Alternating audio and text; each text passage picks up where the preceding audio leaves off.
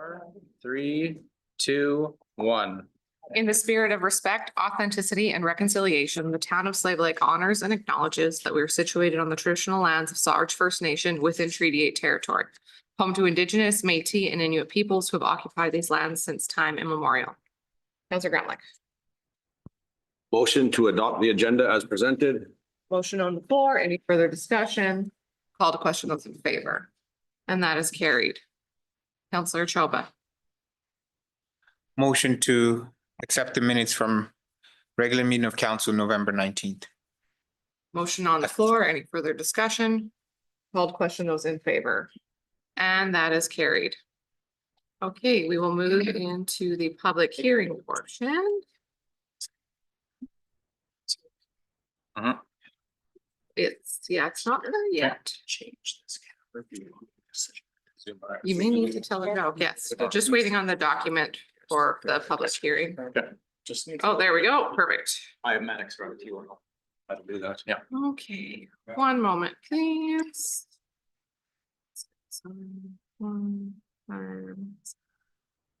So we'll move forward into the public hearing for municipal reserve disposal of lot R1, plan 7520877. I declare that the public hearing open, and I state that the public hearing is held pursuant to sections 230, 606, and 692 of the Municipal Government Act 2000 as amended.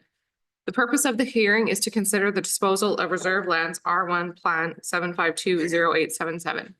Notice of the hearing was given in writing to the applicant, the assessed landowner or landowners and adjoining landowners, and the planning and development officer. The notice of the hearing was advertised on the town's website from October 1st to November 5th, 2024. Is that correct? It was today, December 3rd. So it would have been from November 5th to December 3rd? It was from when the last November 5th, yes. Okay, November 5th to December 3rd, 2024. Presentations are to be brief and to the point. The order for hearings for the presentations will be the planning and development officer, those in favor of the bylaw, those opposed to the bylaw, any person deemed to be affected who wishes to be heard. All persons giving presentations are to state their name and address before the mic. And questions are allowed from council after each presentation as well as rebuttal. So we will continue with the planning and development officer. Good evening, your worship and council. So I'm presenting the report for council to hold the required public hearing and give consideration to removing the designation of reserve lands of municipal reserve lot R1 plan 7520877. This applicant is the town of Slave Lake, and we are also the owner of this parcel of land. We want to remove the reserve on the designation of reserve on title of municipal reserve lot R1 plan 7520877 so that the town may rezone the lands for commercial development. The noted lands are currently zoned P for community on title. The lands are designated as R1 reserve. This makes it unclear whether the lands are able to be treated as municipal reserve, environmental reserve, or some other type of reserve under current language of the MGA. As the MGA provides specific requirements and restrictions for each specific reserve designation, it is necessary that steps are taken to attempt to formally classify the parcel. The Municipal Government Act has generally been held that it will be appropriate to treat generic R or reserve land as environmental reserve if the characteristics of the parcel fit within the definition of environmental reserve under section 664 of the MGA, being a swamp, gully, ravine, coulee, or natural drainage course, land that is subject to flooding or is in the opinion of the subdivision authority unstable, or a strip of land not less than 6 meters in width abutting the bed and shore of any body of water. The department has reviewed the lands on and the characteristics of the reserve parcel do not fit within the current definition of environmental reserve as outlined in the MGA, and it would be reasonable to treat the lands as municipal reserve, and therefore that the restrictions and requirements that apply to municipal reserve under the Municipal Government Act is what must be considered with respect to a potential disposal of the reserve parcel. In order to remove the reserve designation, a public hearing must be held in accordance with section 216(4) of the MGA and advertised in accordance with section 606 of the MGA. In accordance with section 675(1) of the Municipal Government Act, a council in the case of municipal reserve, or a council and a school authority in the case of municipal and school reserve may, after taking into consideration the representations made at a public hearing under section 674(1), direct a designated officer to notify the register that the provisions of this division have been complied with and request the register to remove the designation of municipal reserve or municipal and school reserve. Some history of these lands. In July of 2001, council considered an application to dispose of this parcel of municipal reserve. At that time, the parcel maintained an automobile commercial designation in the municipal development plan and a highway commercial districting in the land use bylaw. The parcel was intended to be developed as highway commercial, as these designations had been in place for some time. Council of the day decided not to dispose of the municipal reserve parcel and instead allowed for the developer to construct a road across the municipal reserve, allowing access to the Super 8 Hotel. At that time, council also requested the zoning on the municipal reserve lot be changed from C3 highway commercial to P community. On December 19th, 2001, bylaw 25, 2001 changed the zoning as requested by council. In April 2005, council considered another application to dispose of a portion of this MR to accommodate an extension on the Super 8 motel. Council approved the partial disposal, and 11,069 square feet of the municipal reserve was disposed of and later sold to the applicant. Under the municipal development plan and in accordance with the municipal land use plan map of the municipal development plan, this parcel is designated as natural environment and open space. The MPC reviewed this application on December 2nd. That's the Municipal Planning Commission. And they expressed that they had no concerns with this application. Internal referral comments. This proposal was referred to the Director of Community Services and the Director of Operations for their comments. Joe Dixon, Director of Community Services, indicated that he had no concerns with the proposal. And Calvin Couturier, Director of Operations, indicated that he had no concerns with the proposal.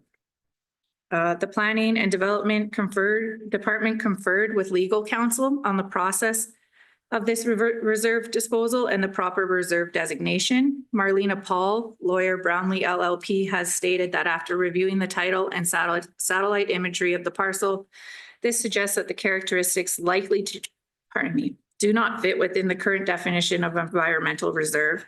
And based on their observations, along with case law, Freed versus Medicine Hat and Wood versus Wetaskiwin in town number 10, their opinion is that it is reasonable for the town to take the position that the reserve parcel should be treated as municipal reserve, and therefore the restrictions and requirements that apply to municipal reserve under the Municipal Government Act is what must be considered with respect to this disposal and or any future sale of these lands.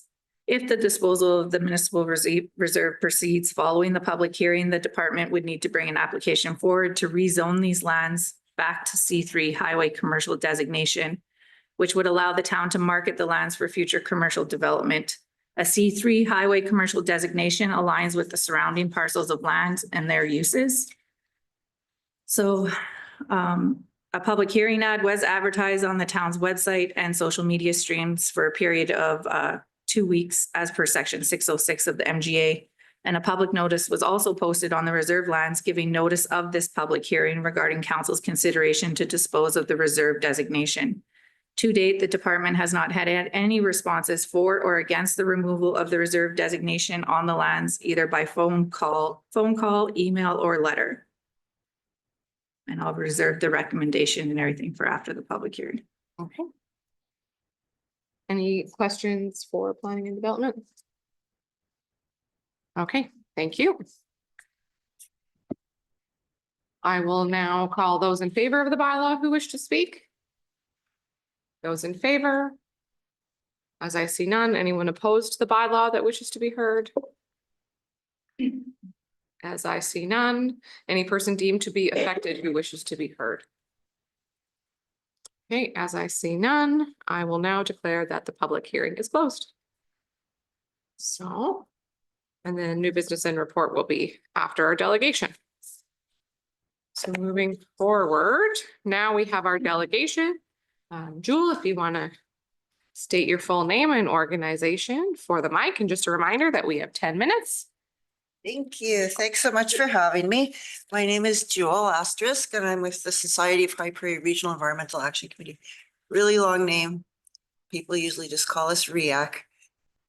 We organized for our cleanup this year. We do one every year. A cleanup of Savage Creek. And I don't know if you've had a chance to go through the Yes. report, so I won't go through it in a lot of detail, but mainly I wanted to talk about some things that I was not able to write down in the report. And the reason is because we just don't know what happened. It's all just hearsay. So as you can see, we walked the creek. I was really, really amazed, honored to walk the creek. Myself and Michael, we probably walked half of it this year.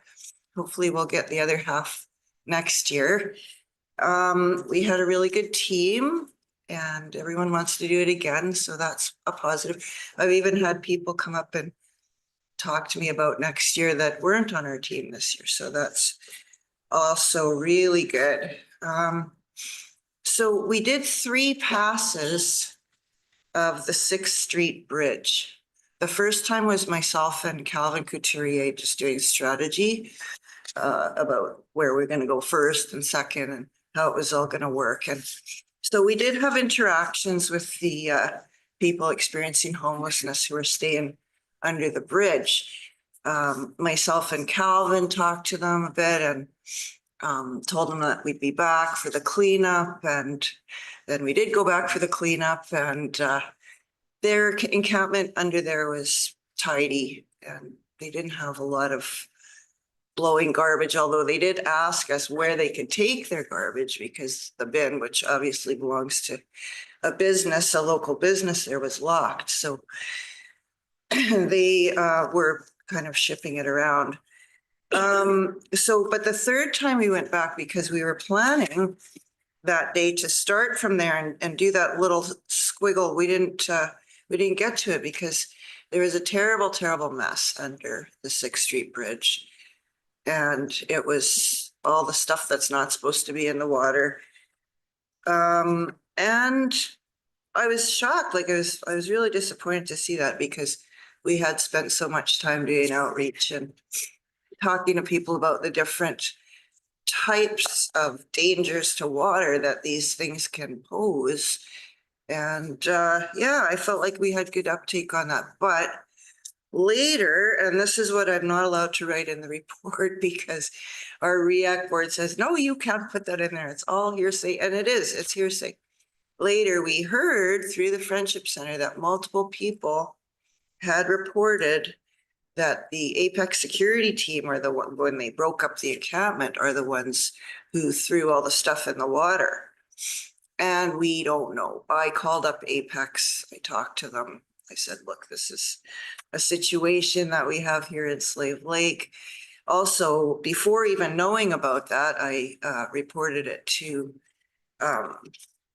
2 different places, the DRAS people and the Alberta Conservation people. And we're working on a protocol for next year regarding the order of reporting. Like, should we call them first and then have them come and see and then clean it up? That might be better than cleaning it up and then reporting it because there's no evidence afterwards, which there was none because we cleaned it all up. So yeah, if this happens again for next year, we will have a protocol in place with Alberta Environment and their reporting line and how to do all of that. But I just wanted you to be aware that that's it was a very hard thing to see. The place looked good when there was an encampment there, and when the encampment was gone, it looked terrible. It was a mess, and I just wanted you to be aware because I can't write things that are hearsay in there. I will stop you right there though for a moment and let you know that that is absolutely not factual. The security team as hired spent quite a substantial amount of their time actually taking garbage and items that shouldn't be at a variety of encampments and other places in town to the garbage bin at the fire hall to the point where it was full and had to be dumped multiple times. So we also got daily reports from Apex, including the one under the bridge. And given your report here, I had reviewed the areas when you had mentioned those things. So that is 100% hearsay. And I just wanted you to, to clarify on that we do have reports from Apex daily, and them throwing items into the water was just not reality. Great. I'm glad to hear that from your end of things, because I did, like I say, speak to their supervisor and he said he had protocols Yeah. signed with the town. There was and a that's what- significant amount of garbage removed on behalf of Apex when they were contracted by the town with regards to encampments. Wasn't necessarily perfect. The Slave Lake cleanup crew did come in and do a lot of encampment cleanup, but most of the time when an active encampment was found and removed, the garbage from there was removed as well. Okay, so for next year, we don't expect to find that situation again, because my understanding is there's proposals out for a shelter and things will be different by then, hopefully.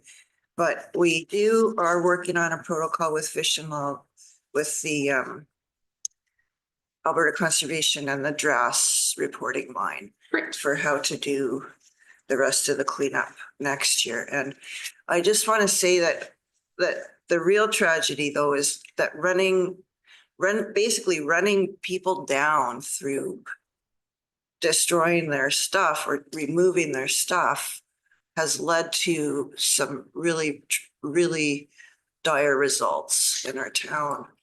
And I just want to see it resolved soon. I understand it was supposed to be today that there was a proposal, 3 proposals, and the decision was supposed to be today, and there's still nothing. We're in December. I hope that the town can help by encouraging the province to make a quick decision on those 3 proposals, because people are out there. They're still out there. And while there's people outside. And I appreciate the sentiments there. Unfortunately for our delegation, like how we do that is we have to stick to items in your report. Sure. So if you wanted to go over the recommendations that the action committee has, that would be appreciated. Okay, so our recommendations are some litter control fencing in a few locations. And this is the main point that I was just going to get to. Unless continual cleanup is expected, people experiencing homelessness need waste disposal. And I'm talking about waste and human waste. And they need certain things in a humanitarian setting. So there's a bunch of examples in the footnotes of how the legal system in Canada does not support breaking up encampments if there's no indoor shelter, because it's a risk to life and limb. So if there's no indoor shelter, those are some necessities of life that are needed, unless you expect people to go around cleaning up after all of these encampments all the time. It has to be formalized a little bit. Okay, on to the next one. We want to continue holding the Savage cleanup in the fall. We're going to try and get an aluminum boat next time to make things a little easier and avoid those dunks in the river. And yeah, once in a while you hit a hole and it's like deeper than you think. Swimming around. The winch is really, really necessary to get the shopping carts out. There's just no way to do it without that. And there's some really entwined items that we have to strategize about. There's some snow fencing all tied up with branches and mud, and the same thing with a big giant tarp. Which brings us back again to people experiencing homelessness. If their stuff is blowing into the creek, that's a problem. And it's not necessarily a problem of their making. So I just encourage the town to keep that in mind. The justice system in Canada does not encourage breaking up encampments if there's no indoor shelter. It's a threat to life and limb, and people are dying out there. So when there's no shelter like this, it would behoove the town to provide some services so people don't die. And I hope there's one soon, but if there isn't, if there ever isn't in the future, those are some things to keep in mind. Waste management, human waste management, and water, just the essentials of life, really important. If there's nothing indoors, it's a mess. It's a humanitarian mess and an environmental mess. Well, we thank you for coming to present today, and I've got your recommendations listed here and in the report. So I really appreciate that. And we really appreciate the hard work for the cleanup. I understand from your report, there were a lot of $1,500 grocery carts that were tossed into there and how those can get buried, and that's quite labor intensive to remove. So I appreciate, and you can pass on council's appreciation to the Regional Action Committee and the volunteers for the work they've done with the cleanup, is keeping our waterways clear is important. So thank you very much. Well, thank you for having me, and please do consider. Thank you. Moving forward. Oh, thank you.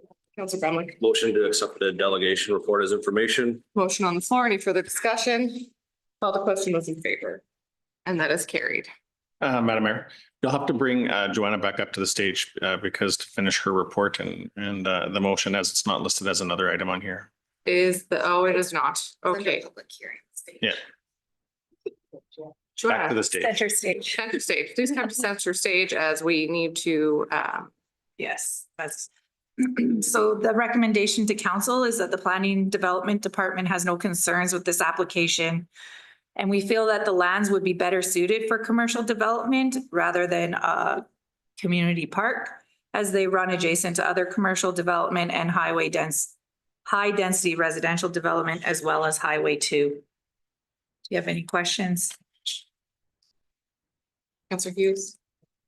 Not really a question for me. I appreciate you just explaining the differences and the history with this property though. And I would say that ultimately the goal of kind of having this become the C3, I think obviously fits well with what's already there. And I would hope that we could one day encourage some highway commercial development there, maybe sooner than later. So I am in support of this.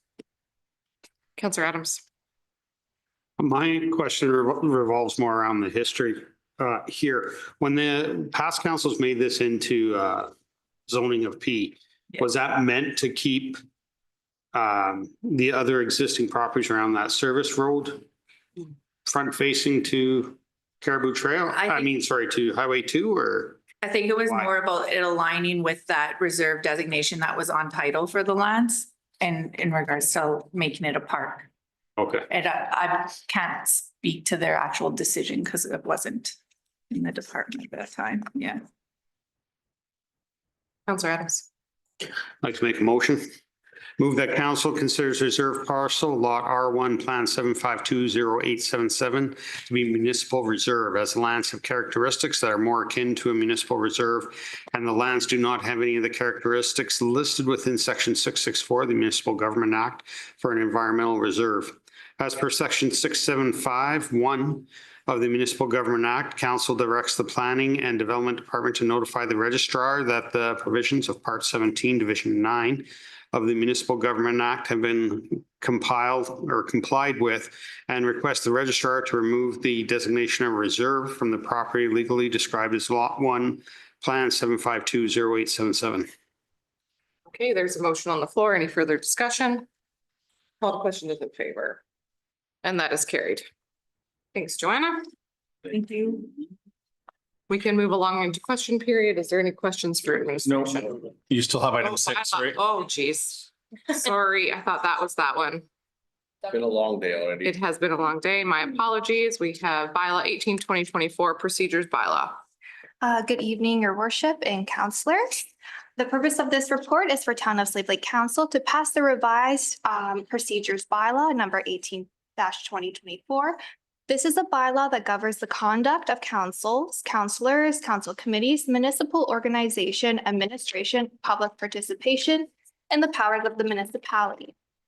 Some background on this item: on October 15th, 2024, at the organizational meeting of council, a motion was passed to adjust the Town of Slave Lake regular and committee of the whole meeting times to commence at 6 p.m. 800 hours instead of 7 p.m. 1900 hours. As a result of this motion, administration updated the bylaw of procedures to reflect this change. While revising, administration referenced the Municipal Government Act several times and updated sections of bylaw number 18-2024 procedures to align with the noted updates in the Municipal Government Act. So for tonight's discussion, we are presenting the revised bylaw to reflect the changes in the time of commencement of council and updates in legislation. So a highlight of these changes, time change. So we changed the time to start commencing meetings at 1800 hours. This change is outlined in green, and this change is referenced throughout the bylaw. Section 24, Committee of the Whole, has also been updated to reflect this time change. In-camera definition has changed to closed session. This aligns with the Municipal Government Act definitions. This change is outlined in green and referenced throughout the bylaw. Section 8.7.2.1. This section has been added to the procedures bylaw to ensure that if the municipality of the town of Slave Lake is in an active state of local emergency, council can meet by electronic means and quorum can be met by electronic means. This addition was advised by Municipal Affairs and is outlined in green. Section 8.11. This section was updated to allow participants of public hearings to attend by electronic means. This update aligns with the guidelines of the Municipal Government Act. This section is highlighted in green. Section 14.4 has been updated to align with allowing participants of a public hearing to attend by electronic means. It is also highlighted in green. We removed section 8.12. This should be crossed out in the bylaw. This no longer aligns with the Municipal Government Act. So your options for you tonight, you can give all 3 readings to the procedures bylaw, or you can give first reading and bring back the next 2 readings for December 10th. Any questions? Councillor Adams. One of my questions revolves around 8.11.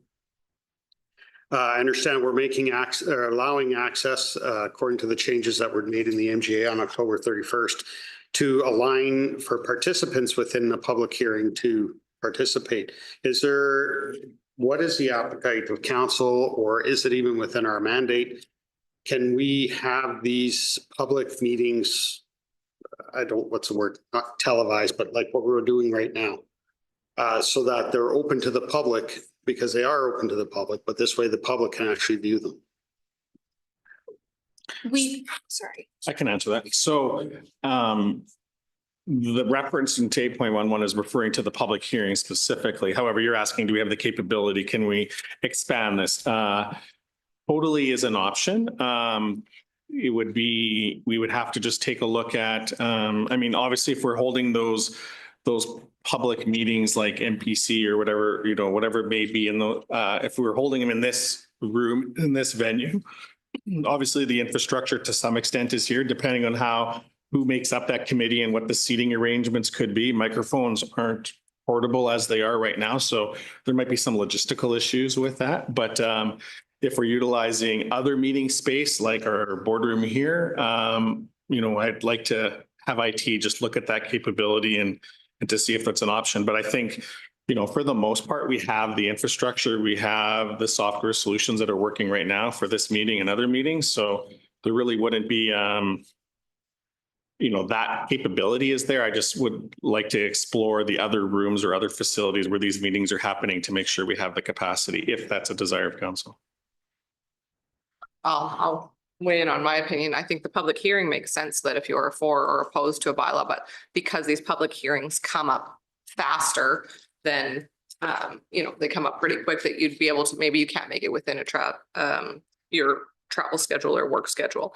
I'm not sure about logistically running a meeting with participants online. Like, are you talking regular council meetings? Because most people can't, the gallery doesn't comment in regular council meetings. So which meetings are we talking about? I'm really asking them to participate, because that's outside scope.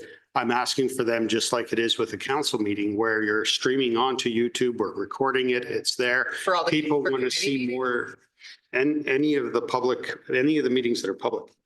Instead of having them come to this place to sit here, to understand what is being discussed in the debate that's happening, I think there's value in putting that out there for the public to see, to fully understand why did MPC make that decision? What was the debate? The side benefit for that in my mind is it also holds accountable those that are on these committees to conduct themselves in a professional manner, to be fully transparent.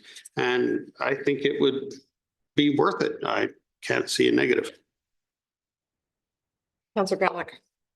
I would say, and I wouldn't mind if they were streamed, we're all kind of used to this, but I think the negative would be you wouldn't have a whole bunch of people wanting to join committees, right? People already don't want to join committees as is. So that would be a negative I would see, but I'm not fully against it, other than if it costs a bunch of money to air all of that, to do it, that I'm not going to spend a bunch of money. We're kind of already a little bit ahead of the curve where our neighbors to the north, none of them record meetings yet or have the capabilities, but I'm not against your idea, but most small town councils aren't even doing what we're doing. So to throw it on a naming committee and MPC and airport and all these ones might be a bit of a curveball for everybody, but I'm not necessarily opposed to either now that I understand the scope, although a lot of our meetings aren't held here. Right.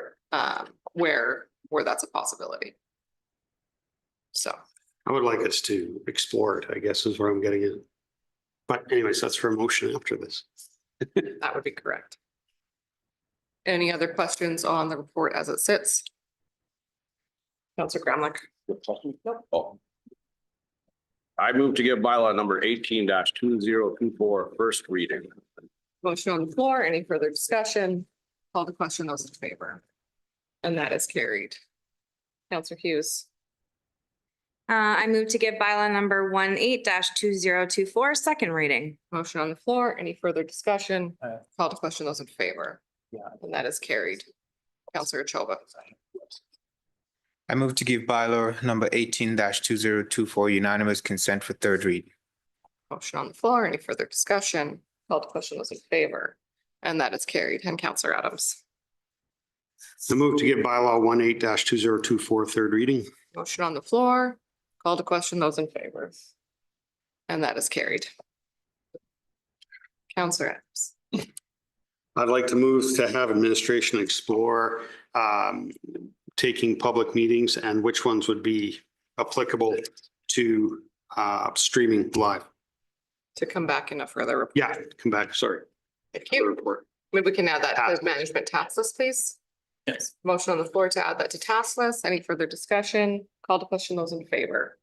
And that is carried. Now, since I'm not ahead of myself, we move on to question period. Is there any questions for administration? After capital budget, we are questioned out. Does anyone have anything for state of the lake today? It is tired. Yeah, state of the lake. It is tired. The lake is tired. Okay, well, then Counselor Adams. I'd like to make a motion to go into closed session. Motion on the floor. Any further discussion? Call to question. Those in favor. Want me to wait? And that is carried. Okay. Thank you.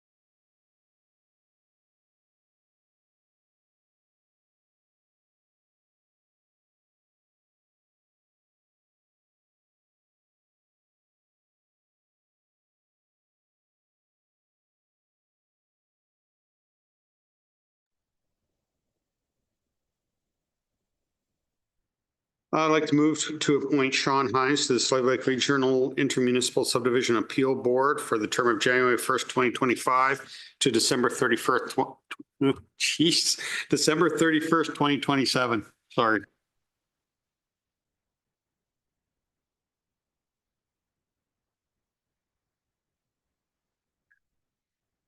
I'd like to move to appoint Harry Bartlett to the Naming Committee for a term of December 3rd, 2024 to October 19, 2027. On the floor, any further discussion? Call the question, those in favor? And that is. Motion to adjourn.